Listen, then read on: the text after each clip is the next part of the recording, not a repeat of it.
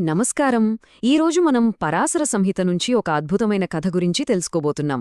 ఈ కథ ద్వారా ఒక మహావీరుడి అసలైన స్వభావమేమిటో అర్థం చేసుకుందాం. ఈ మాట వినడానికి ఎంత అద్భుతంగా ఉందో కదా. హనుమంతుడి స్వభావంలోని రెండు కోణాలను ఇది స్పష్టంగా చూపిస్తుంది. అయితే అసలు ప్రశ్న ఏంటంటే, ఇక్కడ మిత్రులు ఎవరు, శత్రువులు ఎవరు? అక్కడే అసలు విషయముంది. హనుమంతుడికి మిత్రులంటే ఎవరో తెలుసా? ధర్మాన్ని అంటే సరైన నడవడికను, నీతిని పాటించేవాళ్లు. మరి శత్రువులు దానికి వ్యతిరేకంగా నడిచేవాళ్లు. దీన్ని బట్టి చూస్తే ఆయన కేవలం ఒక యోధుడు మాత్రమే కాదు, ధర్మాన్ని నిలబెట్టే ఒక దైవిక శక్తి అనమాట. సరే, మరి ధర్మానికి రక్షకుడిగా ఆయన స్వభావాన్ని మరింత లోతుగా అర్థం చేసుకోవడానికి మైరావణుడి కథలోకి వెళ్దాం. ఇది చాలా అద్భుతంగా ఉంటుంది.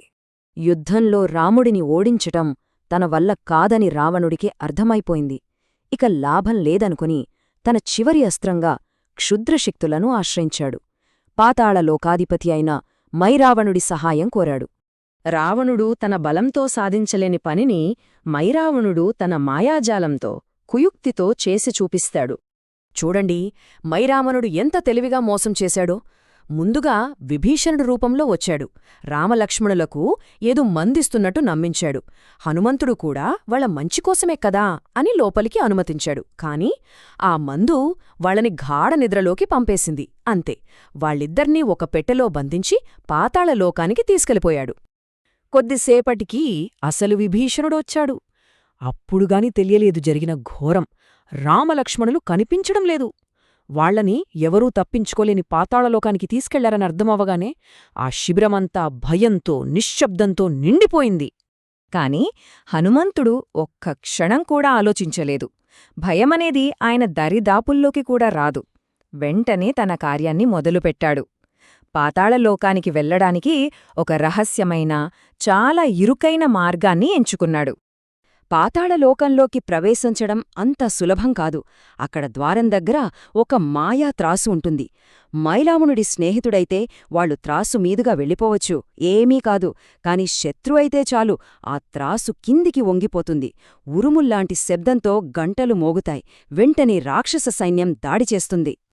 ఇలాంటి కష్ట సమయంలో హనుమంతుడికి ఒక ఊహించని సహాయం దొరుకుతుంది. ఎవరో తెలుసా? సాక్షాత్తు మైరావణుడి సోదరి దుర్దండి. ఆమె చాలా ధర్మపరురాలు.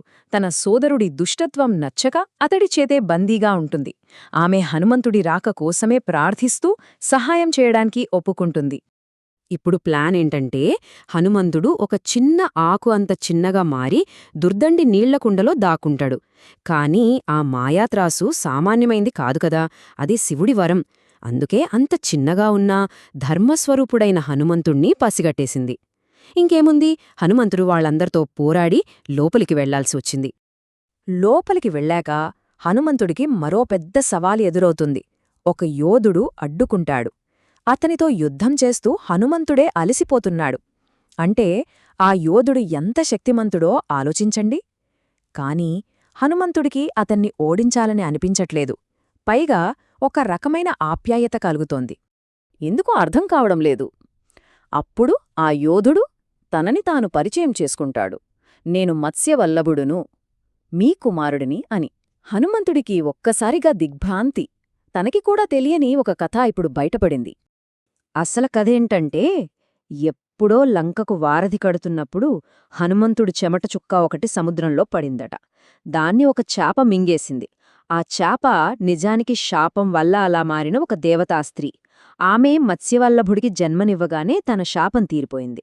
వెళ్ళిపోతూ తన కొడుకుతో, నీ తండ్రి కోసం ఎదురుచూడు, అప్పటిదాకా మైరావణుడికి సేవ చెయ్యి అని చెప్పిందనమాట. ఇన్నాళ్లకు తండ్రి కొడుకులు కలిశారు. ఆ ఆనందంలో మత్స్యవల్లభుడు తన తండ్రికి మైరావణుడి అంతఃపురానికి దారి చూపిస్తాడు.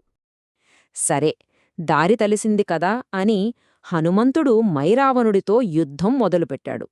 కాని ఇక్కడ మరో ఊహించని మలుపు ఎదురైంది. హనుమంతుడు మైరావణుడిని ముక్కలుగా నరికేస్తున్నాడు.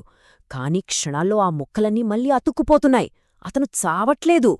అసలతను చంపడం అసాధ్యంలా అనిపిస్తోంది. మరోవైపు రామలక్ష్మణులను బలి ఇవ్వడానికి సమయం దగ్గర పడుతోంది. అప్పుడే మళ్ళీ దుర్దండి రంగంలోకి వస్తోంది. తన సోదరుడని కూడా చూడకుండా ధర్మానికే కట్టుబడి ఆ రహస్యాన్ని బయటపెడుతుంది. అతని ప్రాణం శరీరంలో లేదు, అందుకే నువ్వు అతన్ని చంపలేకపోతున్నావు అని చెప్తుంది. మరి ప్రాణమెక్కడుంది? ఒక రాయి కింద దాచిపెట్టిన 5 తుమ్మెదల్లో అతని పంచ ప్రాణాలున్నాయి. ఆ 5 తుమ్మెదలు బతికున్నంతకాలం మైరావణుడు చావడు. ఇదే అతని అమరత్వ రహస్యం. ఇక రహస్యం తెలిసిపోయింది. హనుమంతుడు ఒక్కసారిగా ఆ రాయిని కాలితో పక్కకు తన్నాడు. 5 తుమ్మెదలు బయటకెగిరాయి. అవి ఎగిరిపోతుండగానే హనుమంతుడు తన పాదం కింద పెట్టి 5ంటినీ ఒకేసారి నలిపేశాడు. అంతే, మైరావణుడి ప్రాణాలు పోయాయి. అతను ఓడిపోయి నేలకూలాడు. ఆ మాయావి పాలన ముగిసింది.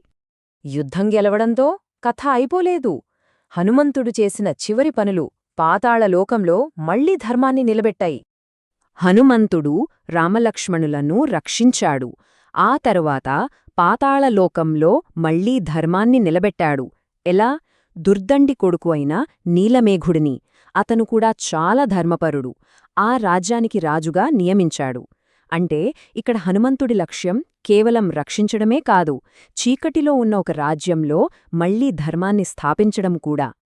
హనుమంతుడి పాత్ర గురించి ఎంత అందంగా చెప్పారో చూడండి. రామాయణం అనే దండకు 2 చివరలను కలిపే రత్నం లాంటివాడని. అంటే రాముడి వియోగాన్ని, పునఃకలయికను కలిపేది హనుమంతుడే. ఆయన లేకపోతే ఈ ఇతిహాసమే అసంపూర్ణంగా ఉండిపోతుంది. కాబట్టి మైరావణుడి కథ నుంచి మనం ఏం నేర్చుకోవచ్చు? హనుమంతుడు ధర్మానికి అసలైన రక్షకుడు. ఆయన బలం కేవలం శారీరకమైనది కాదు, అది తెలివి, భక్తి, వ్యూహంతో కూడుకున్నది. ముఖ్యంగా ధర్మం వైపు నిలబడేవాళ్లకి అడగకపోయినా సరే ఆయన సహాయం చేస్తాడు. నిజమైన బలమంటే చెడును నాశనం చేయడమే కాదు, మంచిని మళ్లీ నిలబెట్టడం కూడా. ఇది మనల్ని ఒక ముఖ్యమైన ప్రశ్న దగ్గర ఆపుతుంది. ధర్మానికి ఇంతటి శక్తివంతమైన రక్షణుంటే మరి నేటి మన జీవితాల్లో, మన సమాజంలో దాని అర్థమేమిటి? ఇది ఖచ్చితంగా ఆలోచించాల్సిన విషయం.